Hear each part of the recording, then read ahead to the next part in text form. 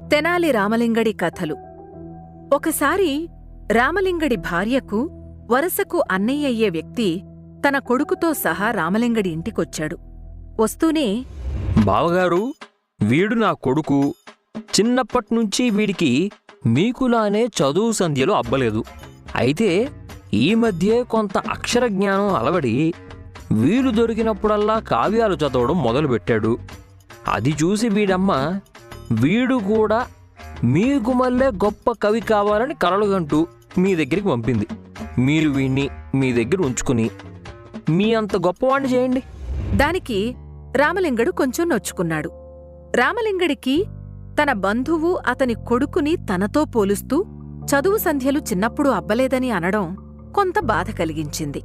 అయితే ఆ విషయం బయటపెడితే తన వరసకు బావయ్యే బంధువు నొచ్చుకుంటాడని మౌనంగా ఉండిపోయాడు. రామలింగడు మౌనంగా ఉండటాన్ని గమనించిన రామలింగడి బావమరిది, ఏం బావగారు, బదులు చెప్పరేమిటి? అదే ఆలోచిస్తున్నా. ఏం ఆలోచిస్తున్నారు? ఏమీ లేదు. మీ అబ్బాయికి నాకంటే మంచి గురువు ఎవరున్నారా అని. మీకన్నా మంచి గురువా? అవునండి. నాకు మొదట్నుంచి పాండిత్యం ఎక్కడదండి. ఏదో అమ్మవారి దయవల్ల అక్షరం అబ్బి నేనింత వాణ్ణయ్యాను. స్వతహాగా నాకు పాండిత్యం లేదు, మీక్కూడా తెలుసుగా. అయితే ఏదో తిప్పలు పడుతూ భువన విజయంలో నెట్టుకొస్తున్నాను. మీ పిల్లాడు చూస్తే కాస్త నెమ్మదస్తుడిలా ఉన్నాడు. అలా ఉండి పాండిత్యం వంట పట్టకపోతే రాయలవారి మెప్పు పొందలేడు అని అనగానే ఆ మాటలకి భయపడ్డ బావమరిది, అయితే ఇప్పుడేం చేద్దాం బావగారు? ప్రస్తుతానికి ఓ 2 రోజులు మర్చిపోండి. నేను భువన విజయంలో క్షణం తీరిక లేకుండా ఉన్నాను. 2 రోజుల తర్వాత ఏదో ఒకటి ఆలోచిద్దాం. ఏం చేస్తారో బావగారు, మీదే భారం. భారం నా మీద వేశారుగా, ఇక నిశ్చింతగా ఉండు అంటూ ఆలోచనలో పడ్డాడు. అలా ఆలోచిస్తూ ఉంటే రామలింగడికి ఓ మంచి ఆలోచన వచ్చింది. మరునాడు తన మేనల్లుణ్ణి పిలిచి, అరే అల్లుడు, నీకు తెలిసిన మంచి పద్యం ఒకటి చెప్పరా. మేనల్లుడు 4 పదాల పద్యాన్ని తప్పులతో చెప్పడంతో తన మేనల్లుడికి సాహిత్యం మీద ఆసక్తి ఉన్నా దానిమీద కృషి లేదని తెలుసుకున్నాడు. ఇలాంటి పరిస్థితుల్లో తన మేనల్లుడు ఎంతకాలమైనా కావ్యాలను చదవగలడే కాని రాయలేడని తెలుసుకున్నాడు. అయితే ఆ మాటని తన బావమరిదితో చెబితే నొచ్చుకుంటాడని గ్రహించి ఆ మాటని ఎవరితోనైనా చెప్పించాలని నిర్ణయించుకున్నాడు. ఆ మరునాడు బావమరిది తిరిగి రామలింగడితో, ఏమండి బావగారు, మా అబ్బాయి సంగతి ఏం చేశారు? పిల్లవాడికి తగిన గురువు దొరికారా? అప్పుడేనా రాయిని రత్నం చేయగల సమర్థత ఉన్న గురువును చూడొద్దు. ఈ ఒక్క రోజుకి నన్ను వదిలిపెట్టు.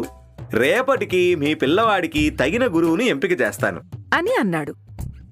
ఈ మాటలు విన్న రామలింగడి భార్య కల్పించుకుని, ఏమండి, నా మేనల్లుడికి నిజంగా గురువుని వెతుకుతున్నారా, లేక అందర్నీ ఆడించినట్లు ఆడిస్తున్నారా? నీ దగ్గర దాచేదే ఉంది. నీ మేనల్లుడికి పొట్ట విప్పితే అక్షరం ముక్కలేదు. అలాంటి వాడికి గురువుగా ఉండడానికి ఏ తలకమాసిన వాడు ముందుకొస్తాడు చెప్పు. అయినా అలాంటి వాడి కోసం వెతుకుతున్నాను. పోనీ నిజం అన్నయ్యకు చెప్పేయచ్చుగా. ఆ మాట నా నోటితో వింటే బాధపడతాడు. బాధపడితే బాధపడనివ్వండి. ఇప్పటికైనా నిజం తెలుసుకుంటాడు. లేకపోతే తన కొడుకు మీద లేనిపోని ఆశలు పెట్టుకుని కాలం గడిపేస్తాడు.